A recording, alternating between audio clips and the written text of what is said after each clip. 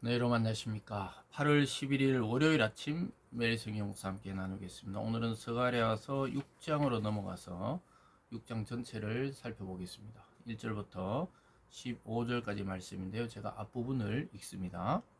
내가 또 눈을 들어본 즉 내 병거가 두 산 사이에서 나오는데 그 산은 구리산이라.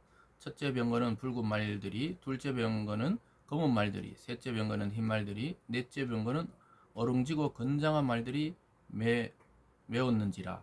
내가 내게 말하는 천사에게 물어 이르되 내 주여 이것들이 무엇이니까 하니 천사가 대답하여 이르되 하늘에 내 바람인데 온 세상의 주 앞에 서 있다가 나가는 것이라 하더라. 아멘. 13절을 한 절 더 읽겠습니다. 그가 여호와의 전을 건축하고 영광도 얻고 그 자리에 앉아서 다스릴 것이요 또 제사장이 자기 자리에 있으리니 이 둘 사이에 평화의 의논이 있으리라 하셨다 하고. 아멘. 오늘 본문의 내용을 중심으로 새 시대의 여명, 새 시대의 여명이라는 제목으로 말씀을 증거하겠습니다.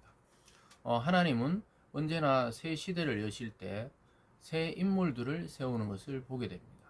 특별히 하나님은 스가랴 선지자를 통해 환상을 보여주시면서 앞으로 이스라엘을 통치할 총독 수룹바벨과 또 영적인 면을 담당하는 대제사장 여호수아에 대한 환상을 보여주셨고, 오늘 마지막 여덟 번째 환상을 통해 하나님의 그 회복의 시간들을 보여주고 있다는 것을 알게 됩니다.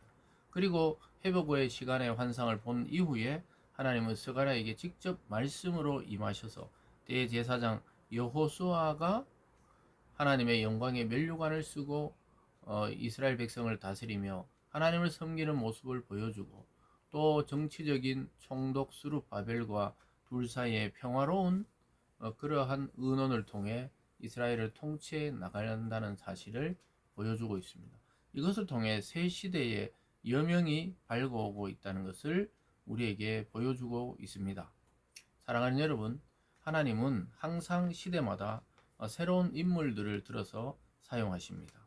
이스라엘 통일 왕국의 첫 왕 사울이 변질되었을 때 하나님은 소년 다윗을 준비하셔서 새 시대를 기대하게 하시고 기다리게 하셨습니다. 그리고 수많은 사사들이 실패하고 성공하고 실패하고 성공했을 때 하나님은 그때마다 사람을 세워서 새 시대를 여셨습니다.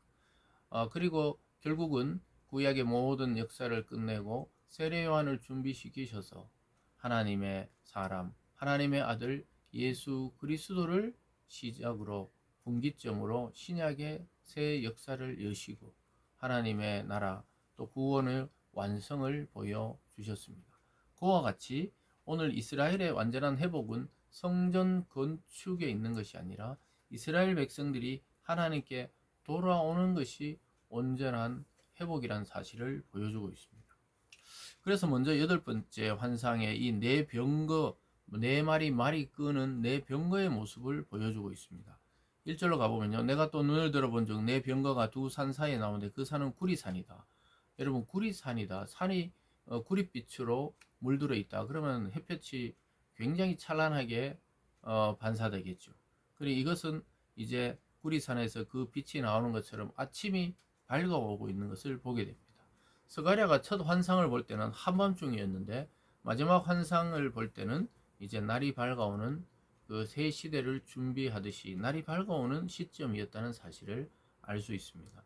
이런 장치들을 통해서 하나님께서는 그 깜깜하고 흑암 같은 밤에 시작됐던 환상이 아침 여명이 밝아오면서 새 시대의 역사를 보여주고 있습니다. 사랑하는 여러분, 여러분의 고통과 또 때로는 환난과 어려움이 깊으면 깊을수록 이제 곧 새벽이 밝아오는 것이죠.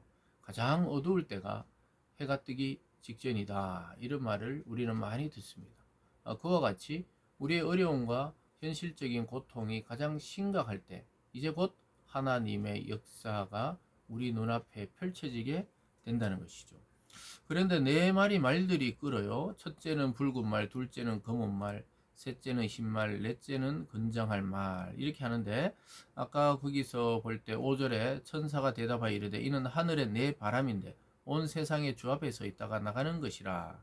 이들은 뭘 합니까? 우리 앞에서도 일곱 눈에 대해서 나왔지만 하나님이 이 세상을 두루 살피라고 보내는 하나님의 사자들이다. 이렇게 말하고 있습니다. 실제로 보면 건장한 말은 나가서 땅에 두루 다니고자 하니 그가 이르되 너희는 여기서 나가서 땅에 두루 다니라 하며 곧 땅에 두루 다니더라. 그가 내게 외쳐 말하되 이르되 북쪽으로 나간 자들이 북쪽에서 내 영을 쉬게 하였느니라 하더라.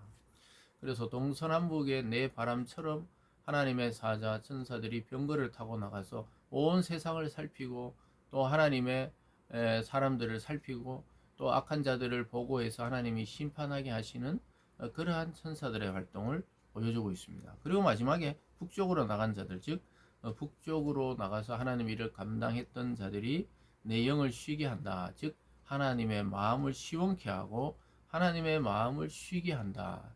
북방의 악한 자들이 다 멸망되었기 때문이라는 것이죠. 그래서 이 환상을 지금 스가랴가 포로기 이후에 이것을 보고 있어요. 그러면서 하나님이 9절부터는 직접 말씀을 통해 앞으로 할 일을 알려주고 있습니다. 9절에 보면요. 여호와의 말씀이니 내게 임하여 이르시되 사로잡힌 자 가운데 바벨론에서부터 돌아온 헬데와 도비야와 여디야가 스바냐의 아들 요시아의 집에 들어갔나니 너는 이날에 그 집에 들어가 그들에게 받되 은과 금을 받아 면류관을 만들어 요사닥의 아들 대제사장 여호수아의 머리에 씌우고 이렇게 말합니다. 그래서 대제사장 여호수아가 하나님의 대리자라는 사실을 분명하게 이야기하면서 그들의 손에서 은과 금을 받아 영광의 면류관, 황금 관을 씌워주는 것을 보게 됩니다. 그래서 하나님은 하나님의 사람 여호수아 대제사장을 통해 이스라엘의 영적인 부분을 담당케 하십니다. 앞에서도 살펴봤듯이 스룹바벨은 총독으로서 정치적인 관장을 하는 사람. 그래서 이들을 두 감람나무다 이렇게 하나님께서 비유로 말씀해 주셨습니다. 그러면서 계속해서 거기 보면요. 12절에 말하여 이르기를 만군의 여호와께서 이같이 말씀하시되 보라 싹이라 이름하는 사람이 자기 곳에서 돋아나서 여호와의 전을 건축하리라. 이름은 이름인데 싹이라는 거예요. 싹이 났다 이러는데 싹은 성전을 지을 스룹바벨을 가리킵니다. 그래서 우리가 나중에 포로기 이후에 돌아와서 지은 예루살렘 성전을 스룹바벨 성전이다 이렇게 말하기도 하는데 그것은 바로 스룹바벨을 통해 성전을 쌓기 때문입니다. 그 싹이란 것은 새로운 시대, 새로운 지도자를 말한다고 볼 수가 있겠습니다. 그 싹은 스룹바벨이었고 그 예언은 성전의 완공으로 성취가 되었습니다. 그런데 여기서 끝이 아니라 우리가 좀 깊이 들어가 보면은 이 세상의 모든 것을 심판하시고 완성하실 하나님의 아들 예수 그리스도가 또한 싹이라고 볼 수 있겠죠. 진정한 싹입니다. 그런데 이때는 일단은 포로기 이후에 정치적인 스룹바벨 총독에 의해서 재건되고 완공되는 것을 예언하고 있는 것이죠. 그러나 결국은 이것으로도 완성되지 못하고 그리스도가 이 땅에 오심으로 하나님의 완전한 싹이신 그리스도가 이루실 이 평화의 시대 또 만국을 구원하실 시대를 보여주고 있기도 하는 것이죠. 그래서 이 싹이라는 자가 나타나서 여호와의 성전을 건축했는데 실제로 여호와의 성전의 건축이 스룹바벨에서 완공이 됩니다. 13절에 그가 여호와의 전을 건축하고 영광도 없고 그 자리에 앉아 다스릴 것이요 또 제사장이 자기 자리에 있으리니 이 둘 사이에 평화의 의논이 있으리라 하셨다 하고 그래서 서로 평화롭게 지내게 됩니다. 정치와 종교가 하나가 되고 또 하나님의 나라의 이상적인 모델을 보여주고 있는 것이죠. 그래서 평화의 의논이 그 자리에 있는 것입니다. 여러분 이렇게 하나님의 예언대로 이스라엘이 서서히 회복되고 있는 모습을 우리는 보게 되는데요. 마지막에 보면요. 15절에 먼데 사람들이 와서 여호와의 전을 건축하리니 만군의 여호와께서 나를 너희에게 보내신 줄 너희가 알리라. 너희가 만일 너희 하나님 여호와의 말씀을 들을진대 이같이 되리라. 결국은 먼데 있는 사람, 가까이 있는 사람 서로 협력과 순종을 통해 하나로 성전이 건축이 된다는 것이죠. 사랑하는 여러분, 오늘날 교회 공동체는 영적 성전입니다.